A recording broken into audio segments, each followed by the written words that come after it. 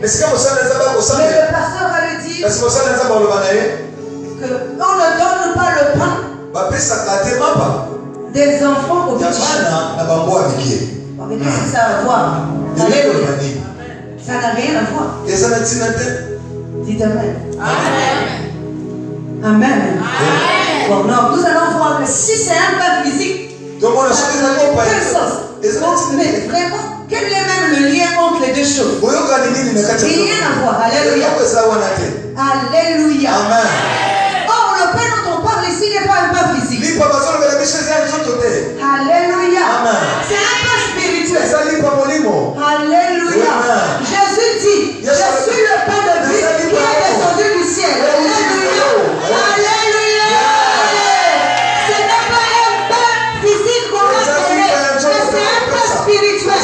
Alléluia. Donc la guérison que cette femme est en train de chercher, c'est pas une guérison physique, mais c'est une guérison spirituelle. Alléluia. Parce qu'elle veut rentrer dans le corps spirituel. Or le corps spirituel n'est pas donné à la chair, mais est donné à l'esprit. Alléluia. Acclame le Seigneur.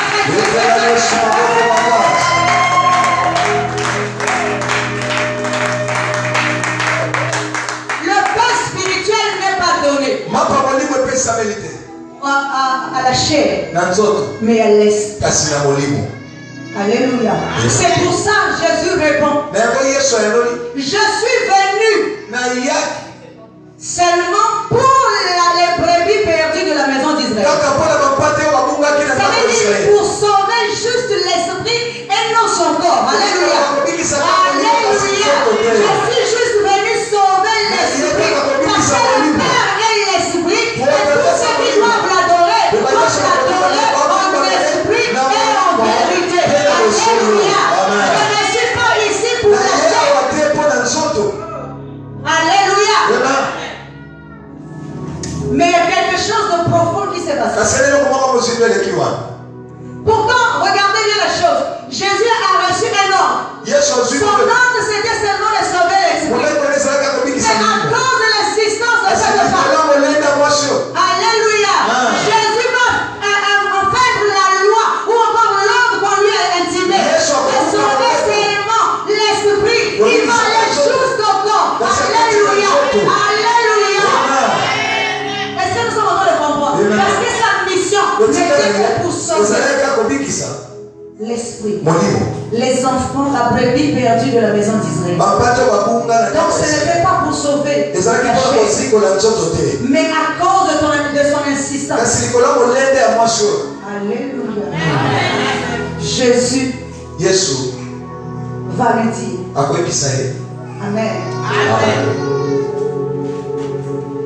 Avant que on arrive à la réponse de Jésus, nous allons voir un peu la réponse de cette femme. Elle va dire, oui Seigneur. Dit-elle. Mais les petits chiens mangent les miettes qui tombent de la table de leur maître. Alléluia. Je ne sais pas si tu as compris quelque chose. Amen. Est-ce même dans un sens physique?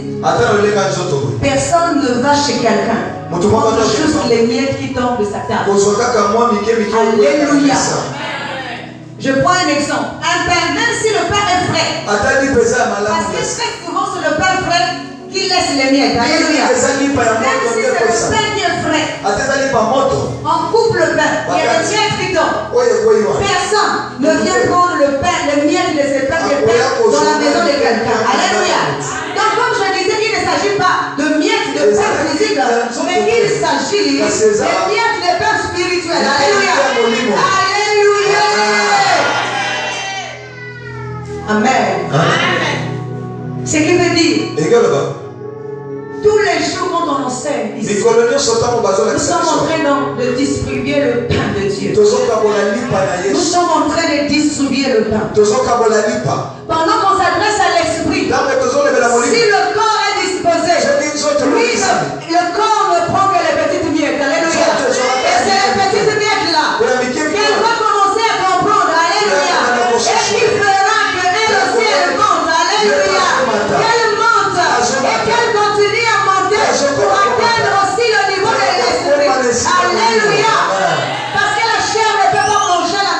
que l'esprit. Alléluia. Parce que la table dont on parle ici, ce n'est pas une table physique. Mais c'est la connaissance de Dieu. Alléluia. Amen. Parce que la connaissance, il est dit, vous connaîtrez la vérité. Et la vérité vous affranchira. Il est dit, Père, sanctifie-les par ta parole. Car ta parole est la vérité. On ne peut sanctifier quelqu'un par la parole. Alléluia. On ne peut sanctifier quelqu'un que par la parole. Si ton esprit est sanctifié, ton corps doit aussi être sanctifié. Parce que ce que tu as pris dans ton esprit, tu dois aussi transmettre ça. Ce qui veut dire quoi? Alléluia. Je dois apprendre la maîtrise de soi. Mon corps, ce n'est pas sa nature, la maîtrise de soi, mais je dois l'obliger à avoir la maîtrise de soi. Alléluia. Mon corps, la colère, plutôt, la colère c'est sa nature. Mais je dois l'imposer de pouvoir ne pas être en colère. Alléluia. Je vais l'éduquer, je vais l'entraîner à comprendre ce qui est nécessaire. Parce que moi je comprends que je dois aussi m'obliger à mon corps de comprendre. Alléluia. Est-ce que vous savez qu'il y a d'autres personnes, même quand tu arrives chez eux, en les regardant seulement, tu vas même lire qu'il ne veut pas que tu sois chez eux. N'est-ce pas? Ça arrive, non? Dès que tu arrives chez quelqu'un, tu sens déjà que. Donc, la personne reflète ce qui est à son intérieur. Alléluia. Si son esprit ne veut pas, il va refléter cela dans le corps. Maintenant, si ton esprit aussi comprend, lorsque tu veux recevoir quelqu'un avec joie, cela va aussi se refléter. Alléluia. Tu seras dans la joie d'accepter la personne, tu vas l'accueillir à bras ouverts. Mais si ton esprit est d'abord dit oui, alors le corps vient accomplir seulement. Alléluia. C'est pour ça que lorsqu'on dit que Jésus a tout accompli, le corps ne peut qu'accomplir ce que l'esprit a déjà fait. Alléluia. Amen.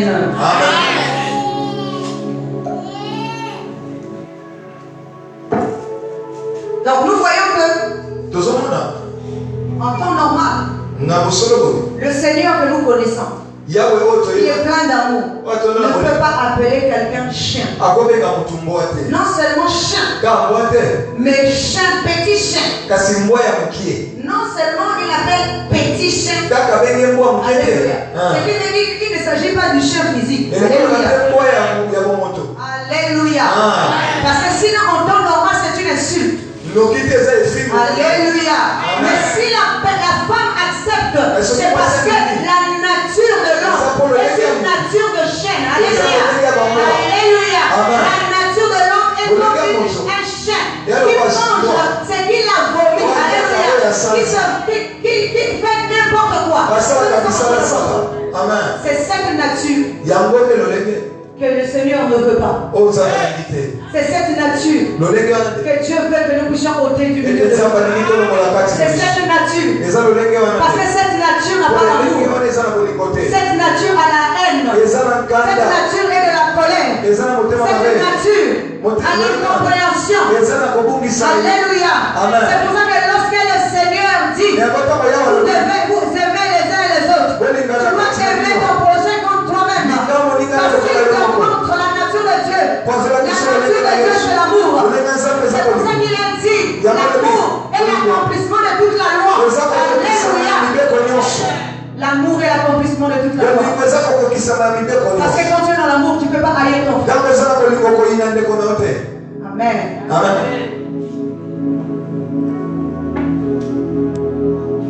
Aie pitié de moi. Alléluia. Amen. J'aimerais que tu dises aie pitié de moi. Aie pitié de moi. Voilà ce que Jésus va répondre à la femme. Jésus lui dit, femme, ta foi est grande. Qu'il te soit fait comme tu le veux. nous voyons que cette personne qui n'était pas censée recevoir la guérison, mais parce qu'elle a insisté, Dieu va lui faire grâce. Alléluia. Est-ce que nous sommes en train de comprendre? C'est pour ça que je vous ai pris 2 exemples de la grâce. Alléluia. Oui. Elle a insisté. Parce qu'au départ, elle était en inimitié avec Dieu. Mais à cause de son insistance, qui va prouver qu'elle a une grande foi, qu'elle croit à ce qu'elle est en train de demander. Pourquoi Dieu ne répond pas tout de suite? Parce qu'il veut voir la grandeur de ta foi. Est-ce que ta foi est grande? Est-ce que ta foi est petite? Alléluia. À quelle hauteur se situe ta foi? À quelle dimension se mesure-t-elle? Alléluia. Mais comment peut-on calculer la foi de quelqu'un? Selon les épreuves. Alléluia. Or souvent nous nous refusons les épreuves. Alléluia. Nous voulons que Dieu puisse agir en nous. Mais comment Dieu va agir? Si d'abord Dieu ne voit pas ta foi, comment calculer la foi? Alléluia. C'est l'épreuve qui sortira la foi. C'est l'épreuve qui sortira la foi. Vous savez, la parole de Dieu nous dit, Daniel avait 3 compagnons. Alléluia. Et les 3 ont été mis dans une forêt jusqu'au lendemain. C'est le lendemain quand le roi est arrivé. Le roi a trouvé, au lieu de 3 personnes, il a trouvé 4 personnes. Or, la fournaise, là, ce n'est pas une fournaise physique. Ça veut dire que l'épreuve de ta vie doit faire naître quelque chose d'important. Tu dois faire naître la foi. Tu dois faire naître la divinité. Tu dois faire naître le corps spirituel. Parce que c'est ça que Dieu attend de toi. Alléluia. Nous ne sommes pas venus dans le monde juste pour manger, boire et dormir. Non. Beaucoup de gens ne comprennent pas. Ils pensent que tu es venu dans le monde pour manger, pour boire, et puis un jour tu repars dans le ciel. Non. Dieu t'a mis dans le monde ici, c'est comme une épreuve.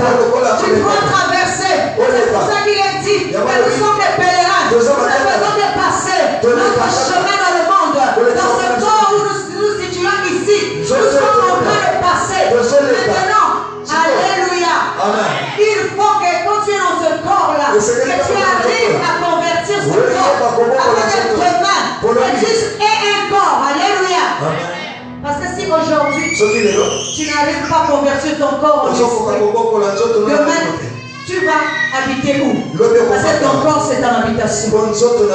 Jésus dit ceci: ceux qui veulent venir après moi doivent prendre leur corps et plutôt leur croix et me suivre. Est-ce que c'est une croix physique? Est-ce que nous allons prendre le bois, fabriquer les croix et commencer à suivre Jésus de partout? Mais même si nous allons suivre Jésus, il se trouve où? En Égypte, en France, au Cameroun, pour que nous allons tous là-bas avec notre croix pour le voir. Alléluia. Mais c'est qu'il est spirituel. S'il est spirituel, donc la croix dont on nous parle ici, je n'ai pas une croix physique. Alléluia. Je veux dire ici que la croix est notre corps, c'est notre volonté, quel que soit le fatigue, quel que soit ce que nous pouvons avoir comme problème, nous n'allons jamais lâcher ce corps, car nous nous tirons. Alléluia. Nous devons préparer notre corps, nous devons chercher à le convertir, pour qu'il rentre aussi dans le royaume. Il ne doit pas rester ici, il faut qu'il monte, il faut qu'il parte avec toi aussi dans le ciel. Alléluia. Tu ne vas pas fabriquer une croix en bois physique. Même si tu vas chercher tous les bois possibles, ce n'est pas le bois là qui te fera rentrer dans le royaume. Alléluia. Oui, ce n'est pas le bois là. Mais le véritable bois c'est Jésus. Dis encore Amen. Alléluia. Pour te faire comprendre, il est dit, si on a fait ceci, on doit faire. Combien juste le bois c'est? Alléluia. C'est qui veut dire que le bois là, c'est aussi un homme. Alléluia. Il est un bois sec et il est un bois sec. Alléluia. Alléluia.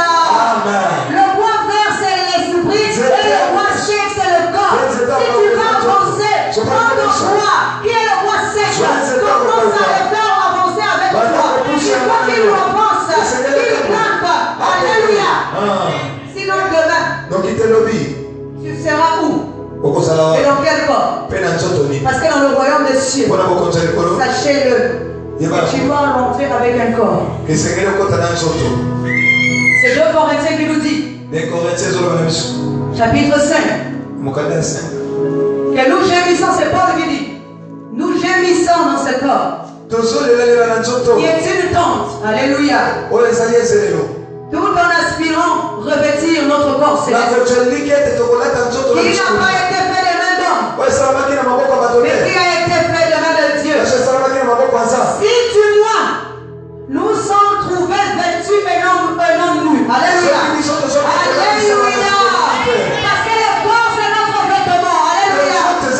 Il faut que tu arrives d'abord dans le royaume des cieux avec un vêtement. C'est pour ça que la parole de Dieu nous dit que lors des noces, alléluia, où le serviteur, le maître avait invité beaucoup de gens, des divinités, mais qui ne sont pas venus. Ceux-là aussi représentent l'esprit. Comme ils nous connaissaient déjà, ils ne s'approchaient pas. Alléluia. Mais Dieu est parti chercher à l'extrémité. Il a dit, mettez-vous dans les carrefours. Appelez-moi les boiteux. Appelez-moi les aveugles. Appelez-moi tous ceux qui n'ont rien à voir avec moi. Alléluia. Et faites-les rentrer dans mon royaume. Alléluia. Et il sera assis à ma table. Alléluia. Alléluia. Oui. Quand l'esprit est indigne, on va chercher le corps. Parce que c'est le corps qui doit maintenant rentrer. Qui doit manger. Mais sachez-le, qu'il ne rentre pas comme ça s'il n'est pas habillé. Dis amen. Il est dit qu'ils étaient tous habillés d'un vêtement blanc. Alléluia. C'est le vêtement qui les distinguait. Alléluia. Tu ne peux trouver grâce que si tu y es rentré dans le vêtement blanc. Alléluia. Est-ce que nous sommes en train de comprendre? Regardez quelqu'un qui a un vêtement blanc. C'est son identité. Alléluia. C'est aussi la clé. Alléluia. C'est aussi le reflet de Dieu. Alléluia. Dès qu'il se met devant la porte s'ouvre toute seule. Parce que la porte reconnaît que celui qui est habillé comme ça, il fait partie de dedans. Alléluia. Alléluia. Est-ce que nous sommes en train de comprendre? Amen. Alléluia. C'est ça. La clé. Jésus dit, je suis la porte de brebis. Cette porte-là, pour rentrer là, ce n'est pas un bouc ne rentre pas. Alléluia. Un renard ne rentre pas, n'est-ce pas? Alléluia. Mais une brebis, qui est dans la peau de la brebis, c'est celle qui va rentrer. Alléluia. Mais un bouc ne rentre pas. Un renard ne rentre pas. Un loup ne rentre pas. Alléluia. Seule une brebis va rentrer. Alléluia. C'est-à-dire pour rentrer dans le royaume, il faut que tu sois dans un état d'une brebis. Alléluia. Ou d'un agneau qui va rentrer dans le royaume de Dieu. Si tu es un serpent, tu le rentres. Dis amen. Si tu es un loup, tu le rentres. Si tu es un crocodile, tu ne rentreras jamais. Mais une brebis peut rentrer. Parce que le Seigneur est la porte de brebis. Pour rentrer dans le royaume. Alléluia. Il faut que tu sois une brebis. Alléluia. Acclame le Seigneur de ce corps.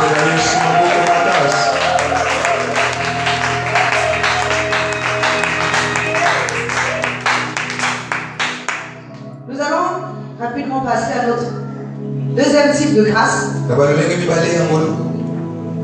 Cette fois-ci, nous allons lire notre passage du programme. Luc.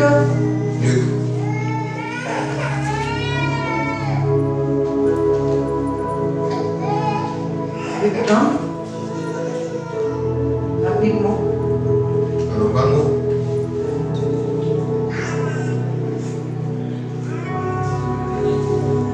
Alléluia. Au 6e mois, à partir du 26e verset, jusqu'au 30e verset. Au 6e mois, l'ange Gabriel fut envoyé par Dieu dans une ville de Galilée, appelée Nazareth, auprès d'une vierge fiancée à un homme de la maison de David, nommé Joseph. Le nom de la vierge était Marie. L'ange rentra chez elle et lui dit: Je te salue, toi à qui une grâce a été faite. Le Seigneur est avec toi. Troublée par cette parole, Marie s'est demandé ce que pouvait signifier une telle salutation. L'ange lui